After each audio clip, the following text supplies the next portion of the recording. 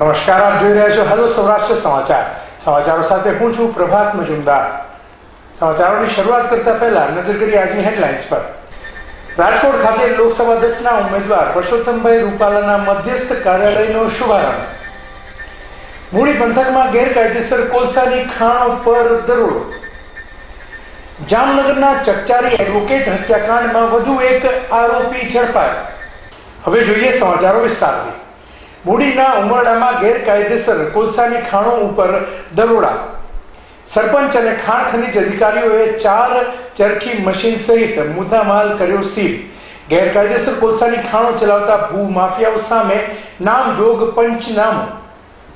મૂળી તાલુકાના અનેક ગામોમાં કોલસાની ગેરકાયદેસર ખાણો ધમધમી રહી છે અને છેલ્લા 1 મહિનામાં 11થી વધુ શ્રમિકોના મોત થયા છે. ત્યારે તંત્ર ઘોર નિદ્રામાં હોય તેમ કોઈ કાર્યવાહી કરતા નથી. ત્યારે ઉમરડા સરપંચ અને આગેવાનોએ ખનીજ માફિયાઓના નામજોગ ઉલ્લેખ કરી રજૂઆત અનેક વખત કરવા છતાં કોઈ કાર્યવાહી કરવામાં આવતી ન હતી. ત્યારે ઉમરડા આગેવાન કનુભાઈ કરપડાએ ખાણ ખનીજ વિભાગને જાણ કરી દરોડા પાડવા માટે અધિકારીને બોલાવ્યા હતા. ત્યારે કોલસાની ગેરકાયદેસર ખાણો ધમધમી રહી હોય જેમાં 4 ચરખી સીલ કરવામાં આવી હતી અને અનેક મશીનરી સામાન સાથે કોલસા ખનીજ પણ સીલ કરી 5 પંચ રોજ કામ કરવામાં આવ્યું હતું.